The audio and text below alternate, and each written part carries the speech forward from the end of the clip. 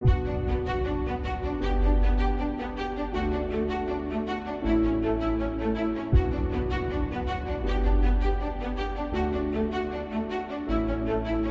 afternoon, everyone. Welcome back to Green Engine Media, and this is Chronicles Student Series, Episode 5. Today I have a special guest from the School of Geomatics Engineering, Mr. Davies Bwalya. He's going to explain to us, about his background and many things he has achieved so far in his studies. So, Mr. Davies, how are you? I'm okay, thank you. And how are you? Fine, thank you. Right. Welcome to Green Engine Media. Sure. Thank you very much. Right. Let's start with your background and your first year experience. So, can you tell us a bit about your background, where you're from, and what led you to pursue engineering? Okay, thank you for that question. So, actually, I'm from northern province of Zambia. Northern province of Zambia. Okay. Yeah, Pika to be precise. Pika. Yeah. All right. I came to Lusaka in 2006, and from that time I've been in Lusaka. Though in 2016 I went to Solwezi where I did my secondary school. Yeah, so one of the things that drew me to engineering is its business concept. Yeah, engineering, as you may know, it's one of the programs that infuses business a lot. And I've been a business type of a person, so I really wanted to do something that can enable me to do something on my own. It can be a business or just something.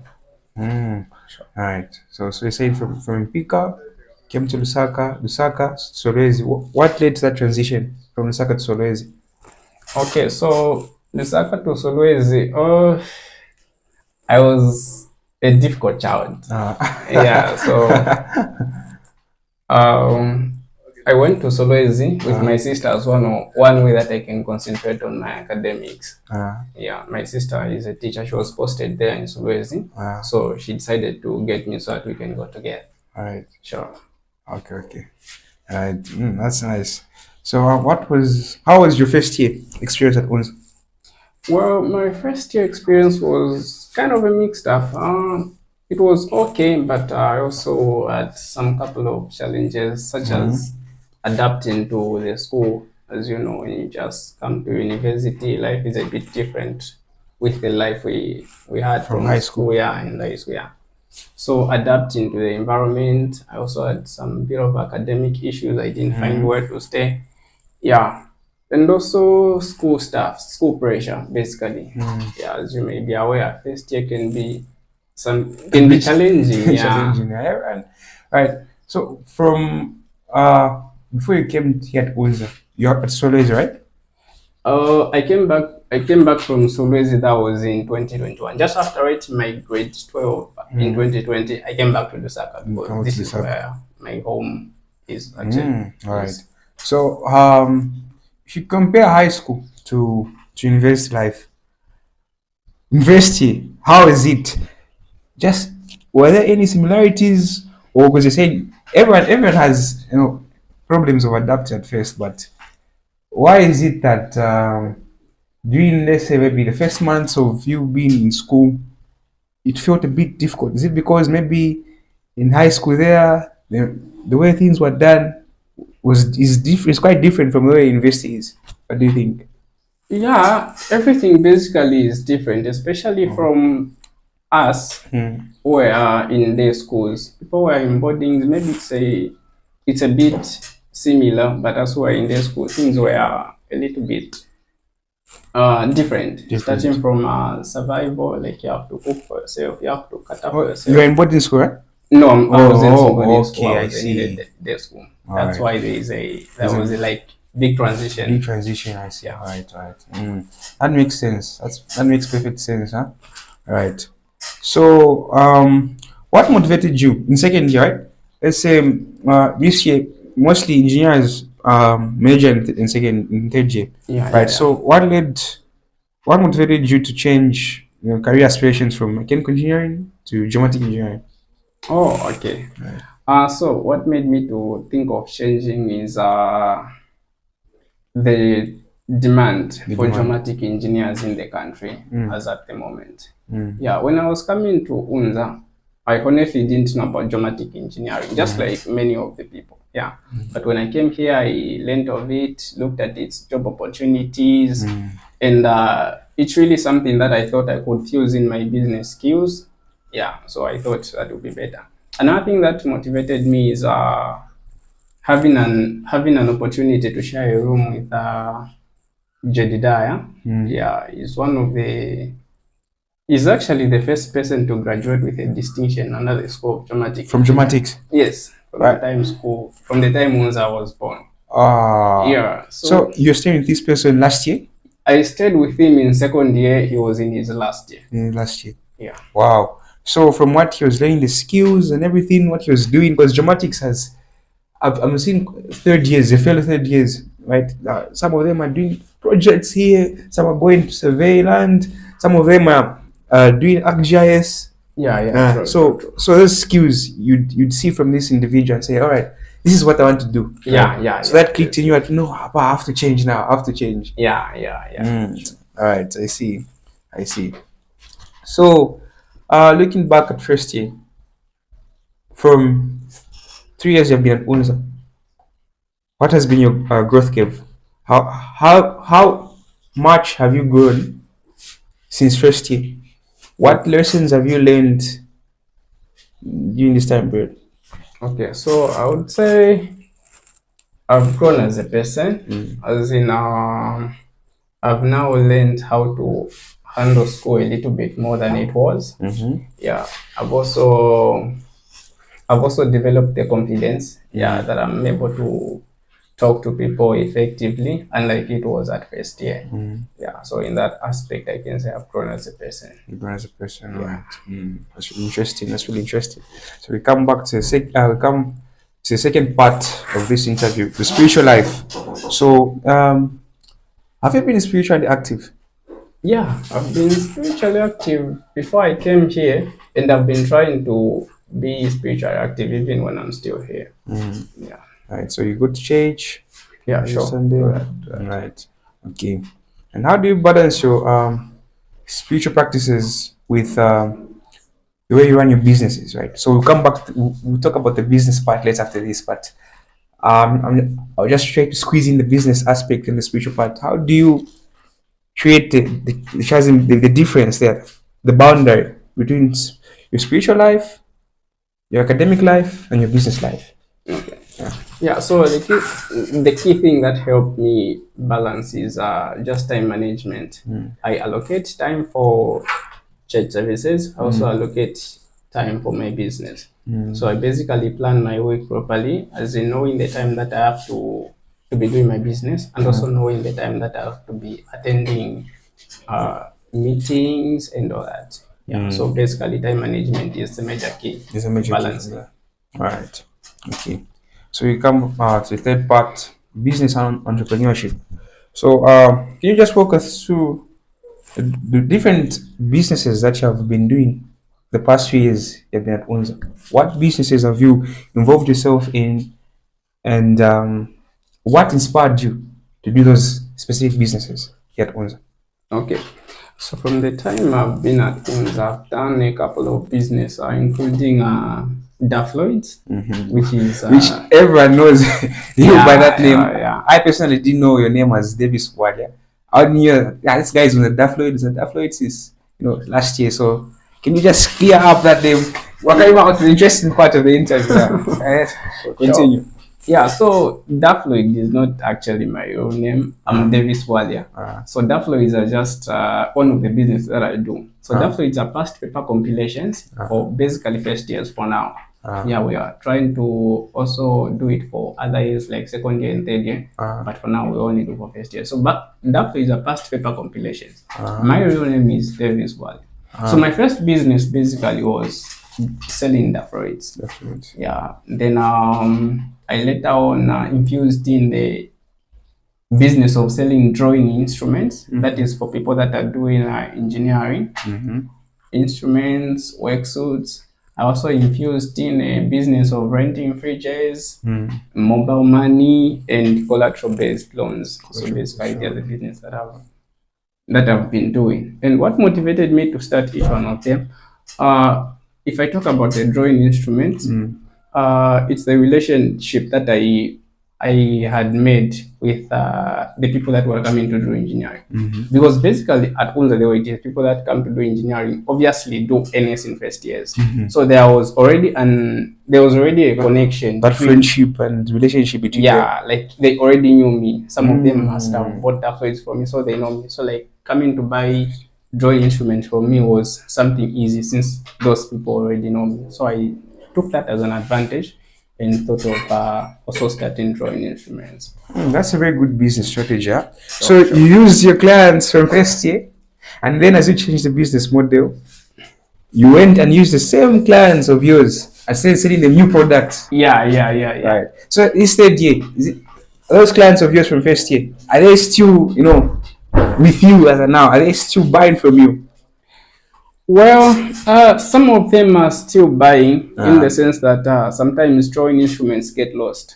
I can't remember how many times I lost my pencils in second year for drawing. And most of the instruments basically go missing. So it's a continuous process. People keep on buying one by one according to what they need. Right. When it comes to Dafloyd, aren't you declare something? Is that your brand, or are you just a middleman selling Dafloyd? Okay, so Dafloyd is a brand. Like I was just a middleman working with the Dafloyd team. Then we had some. There were some bit of inconsistency when it comes to the supply. Right. So I stopped working with Dafloyd, and now like just working with a certain guy.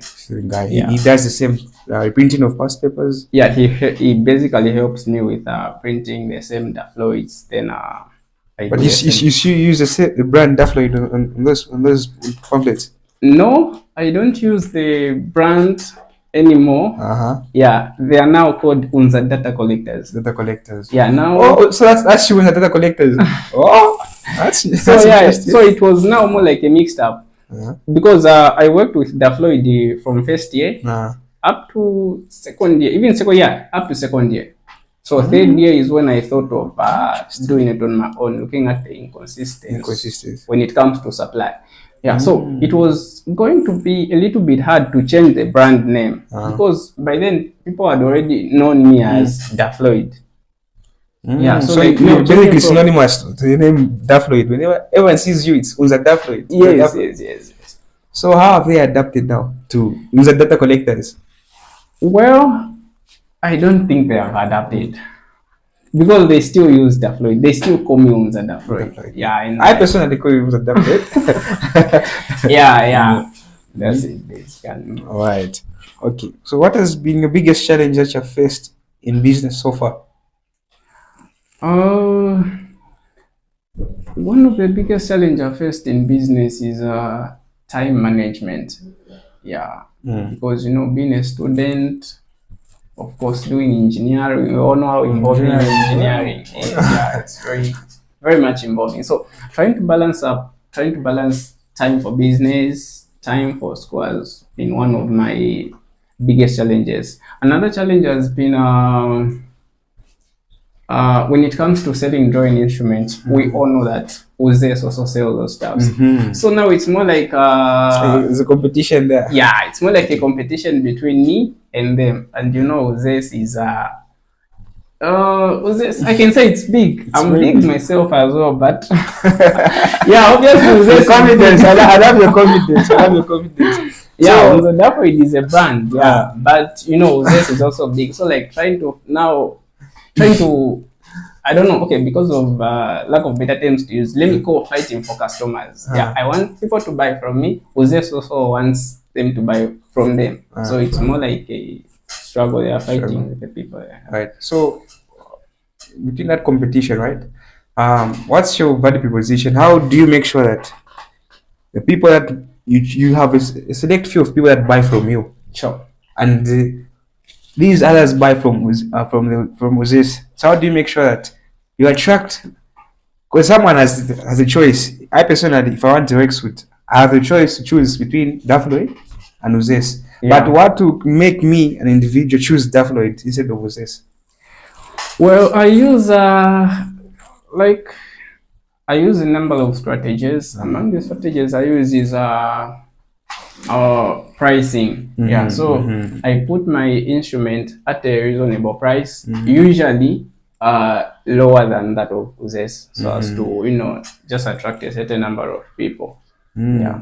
But are they of the same quality? Yes, they are of the same quality, and it's not like I want to boast or brag. Yeah. Some of my instruments may be even of good quality and that of good quality. Yes. Nice. All right. Let me not push it too much. So let's come to the academics challenges in geomatic engineering. So what from the courses that are under geomatics, what has been the most challenging course there? From first semester, of course, you had 7 courses. This semester, you have other courses. Which one has been the most difficult? Okay, so under the School of Engineering, in first semester, I had surveying.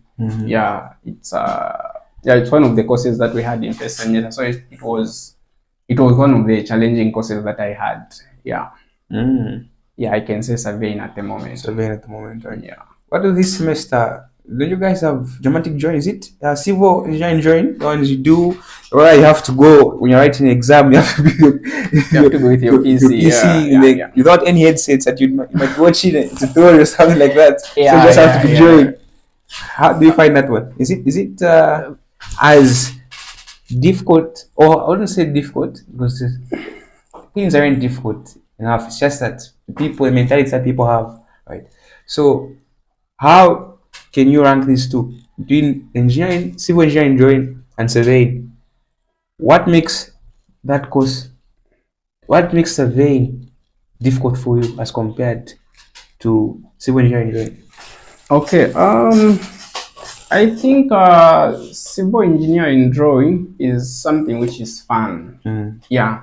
In that, the only thing that it will require you is to practice. Yeah, most of the things are not so hard.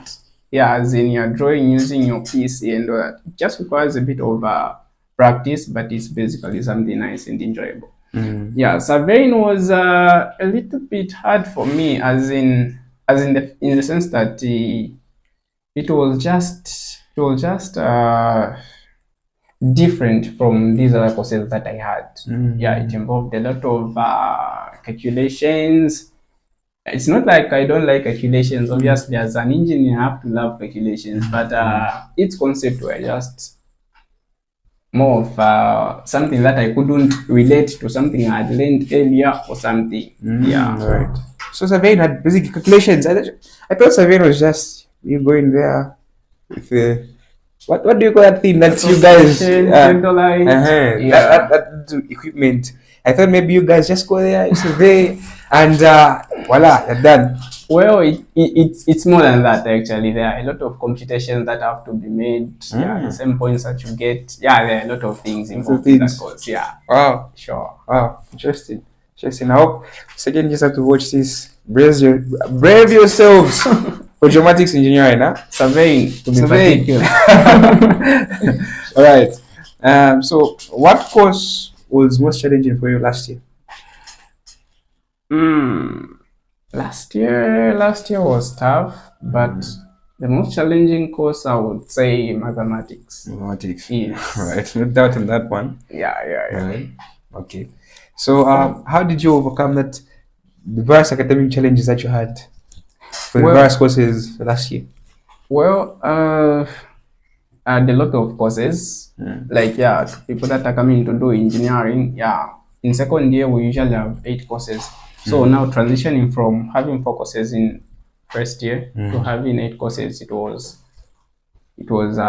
something hard whereby you needed to adapt. And the fact that I also used to run businesses. So trying to balance time now, managing all the courses that I had was a bit challenging, but with the help of friends, and more practice, good time management, I managed to overcome the academic pressure of second year. We are now in third year. I would give it to you're really tenacious, because you are running various businesses in second year, and at the same time managing to pull through, surviving. That was Sure. some kind of willpower and strength, huh? Yeah, I give it to you. So, we come to the class representative and leadership part. The most interesting parts of this interview that I've been waiting for, and those people that are watching this video are eager to know about this. So last year there was interesting thing that happened. Huh? Right. So you and your class representative, Sure. Mr. Benny Tembo, had some kind of scuffle. Right. So what happened? Can you just clear the air? What happened that you guys were clashing, and at the same time, how did you come to a consensus? How did you come to a proper agreement or settlement saying, let's stop this, you and I, we've cleared the air, no longer, we don't want any conflicts anymore? Sure. So actually, what happened, if I'm to describe it in one or two words, I would say there was just a problem of fighting for power. Fighting for power. Yeah. So it's like interesting. Ben Tembo and I were all fighting for relevance. Yeah. So he was a class rep, I was a class rep. So it was that thing of probably him wanting to be on the spotlight, as in doing everything, overshadowing me, of which I didn't see it right as well. So in the end, we developed some issues. I see. Wait, so last year you guys were about 3 class reps, isn't it? There was Precious Kampanda, Yes, yourself, and Benny Tembo, right? yeah. So it's talking about being relevant among that space of being a class rep. So for your female counterpart, how did she see that? Was she try? Was how could I say? How could I put it? How you guys? How was the distribution of power first of all? Who was in charge of this? Who was in charge of that? Okay, so basically, I was doing more of the announcements that involved a particular course. Yeah, I became a representative because the triple E lecturer wanted someone who was active. Mr. Charles, Mr. Msonda. Yes. You were in the first group. Yeah, I was in LG1. LG1, right? Yeah. So the first time he came in class, the class rep wasn't around. With me in our group. Yeah. So it was that thing whereby she was mostly not in class. So the lecturer, Precious. Yes, Precious. All right. Yeah, so the lecturer told me to be the class rep for that particular course. But this also affected other courses, because we find that also for courses like ENG 2159 workshop, we find that I'll be the person who is available. So now I started just working as a normal class rep.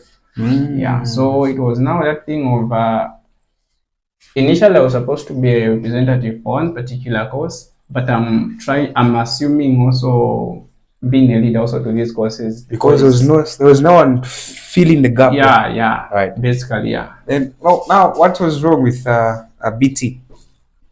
Benitemu? How did he enter into the picture? Because obviously, okay, we just want to clear this. I'm not going to push it too much, but I just want to understand what was going on there, right? So you understand your picture now, right? So you were forced to be, power was forced on you. You had to take responsibility because there was no one else to take responsibility, right? But so that seemed to Benny Tembo that probably maybe you were trying to outshadow or outspot him. I think that was the cause, because when I at some point I tried to confront him and talk to him and regarding where the issue is coming from. One of the points he raised was that sometimes when he gives announcements, I give similar announcements. So I didn't understand what he actually meant, because obviously someone cannot post that there is a class at 14. I also can post that there is a class at 14. Obviously that would not make sense. So his response showed that he wanted to get that spotlight alone, obviously for some for some Selfish reasons.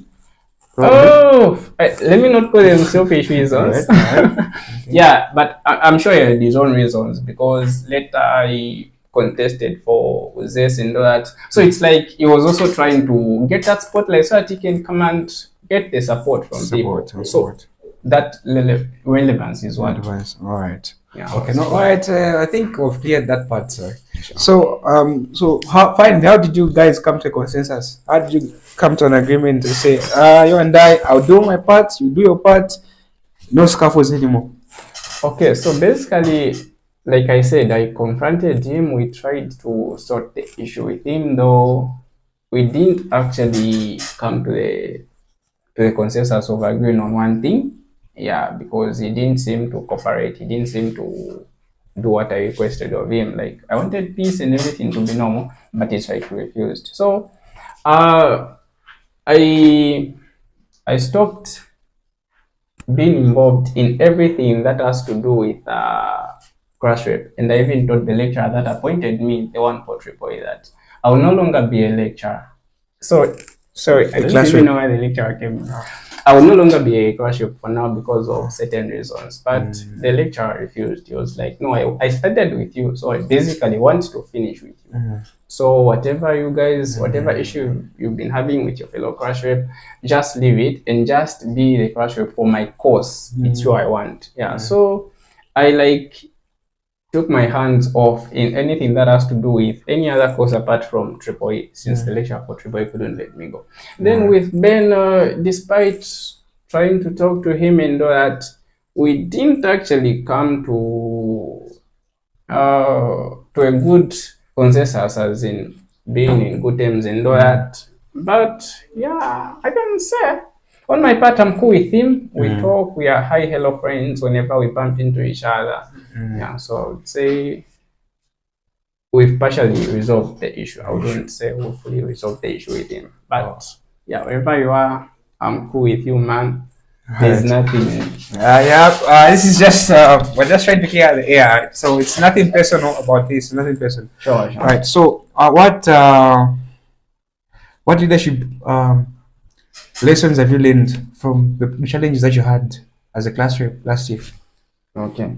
So one of the leadership skills that I learned from being a class rep is effective communication. Yeah, being a class rep involved you talking to people basically.